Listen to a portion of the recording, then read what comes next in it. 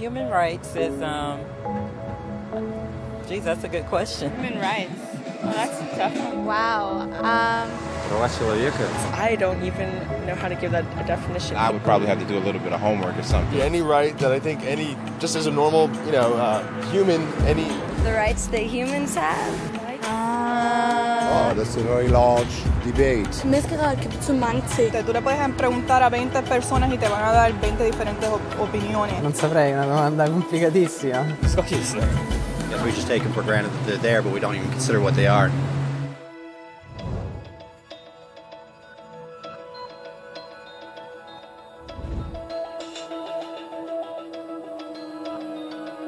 Los derechos humanos son los derechos que tienes simplemente por ser humano. Es la forma en que instintivamente esperas que se te trate y el trato que mereces como persona, como el derecho a vivir en libertad, hablar con franqueza y ser tratado con igualdad. Hay muchos tipos de derechos. La mayoría tienen que ver con cierto grupo.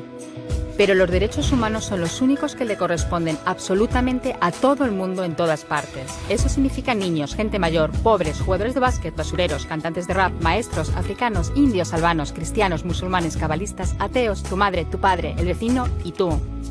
Todos tienen los mismos derechos humanos exactos. En otras palabras, son universales. Pero la cuestión sigue en pie. ¿Qué son? Name the human rights? What the human rights are? The right to live.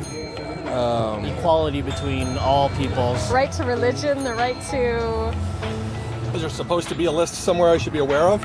De acuerdo con las Naciones Unidas, hay un total de 30 derechos humanos, que generalmente se agrupan y se llaman simplemente derechos humanos.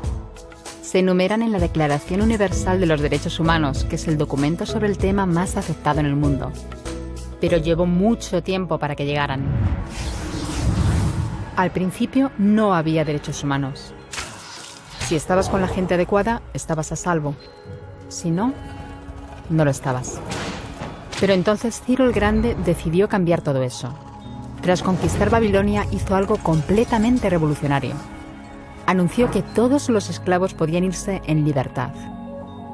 También dijo que la gente era libre de elegir su religión, sin importar de qué grupo fueran parte.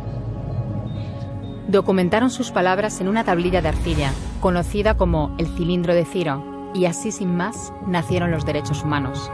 La idea se extendió rápidamente, hasta Grecia, la India y al final hasta Roma. Se dieron cuenta de que la gente seguía de forma natural ciertas leyes, incluso aunque no se les dijera que las siguieran.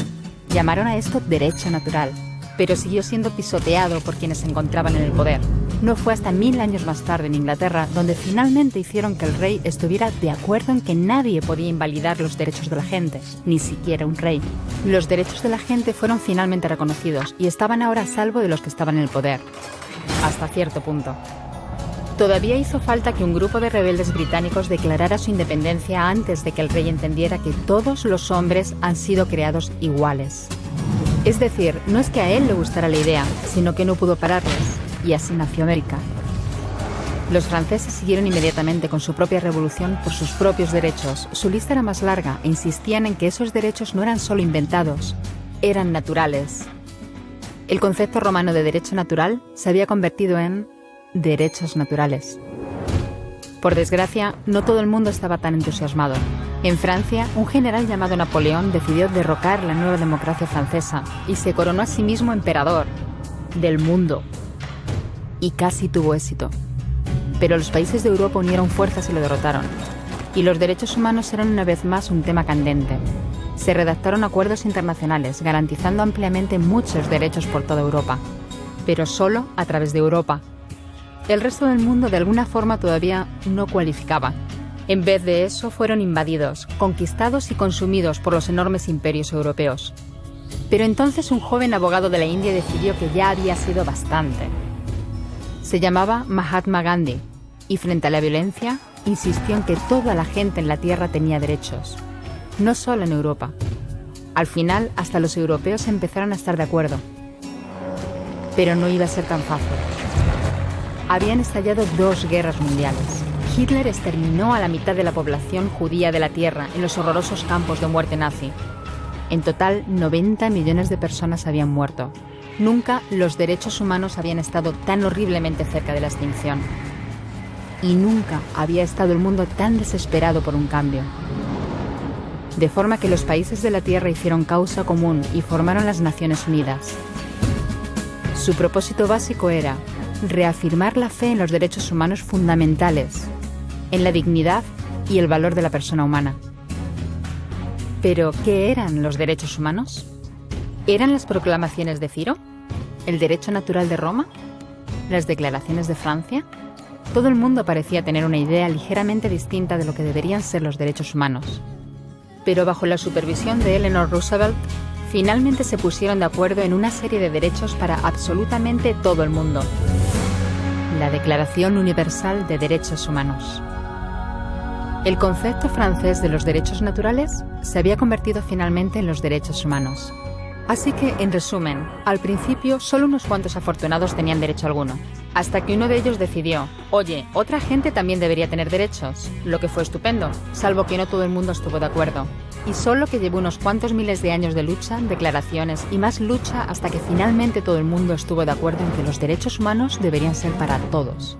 Y vivieron felices y comieron perdices. Salvo que hay un pequeño problema. Si la gente tiene derecho a la comida y el cobijo, ¿por qué hay 16.000 niños muriendo de hambre cada día? 1 cada 5 segundos. Si la gente tiene libertad de expresión, ¿por qué hay miles de personas en prisión por hablar claro? Si la gente tiene derecho a la educación, ¿por qué hay más de 1.000 millones de adultos incapaces de leer? Si la esclavitud ha sido abolida verdaderamente, ¿por qué hay 27 millones de personas todavía esclavizadas hoy en día? Más del doble de las que había en el siglo XIX. El hecho es que, cuando se firmó, la Declaración Universal de los Derechos Humanos no tenía la fuerza de la ley. Era opcional. Y a pesar de muchos más documentos, convenciones, tratados y leyes, todavía es poco más que palabras en una página. Así que la cuestión es, ¿quién hará que esas palabras sean una realidad? Cuando el Dr. King se manifestó en pro de la igualdad racial, se estaba manifestando por los derechos que las Naciones Unidas habían garantizado hacía casi 2 décadas. Pero con todo, se manifestó. Cuando Nelson Mandela defendió la justicia social en la década de 1990, su país ya había estado de acuerdo en abolir esa discriminación desde hacía ya casi 40 años. Pero con todo, él luchó. Los que luchan hoy en día contra la tortura, la pobreza y la discriminación no son gigantes o superhéroes. Son gente, niños, madres, padres, maestros, individuos librepensadores que se niegan a quedarse callados, quienes se dan cuenta de que los derechos humanos no son una lección de historia, no son palabras en una página, no son discursos, ni anuncios, ni campañas de relaciones públicas. Son las elecciones que hacemos cada día como seres humanos. Son la responsabilidad que todos compartimos, de respetarnos mutuamente, ayudarnos y proteger a los necesitados. Como Eleanor Roosevelt dijo, ¿dónde empiezan después de todo los derechos humanos universales? En pequeños lugares cerca de casa, tan cerca y tan pequeños que no pueden verse en los mapas del mundo. Aún así, son el mundo de la persona individual, el barrio donde vive, la escuela o la universidad a la que asiste, la fábrica, la granja o la oficina donde trabaja. Esos son los lugares donde cada hombre, mujer y niño buscan justicia igualitaria, igualdad de oportunidades, dignidad igualitaria sin discriminación. A menos que esos derechos tengan un significado ahí, tienen muy poco significado en cualquier otra parte.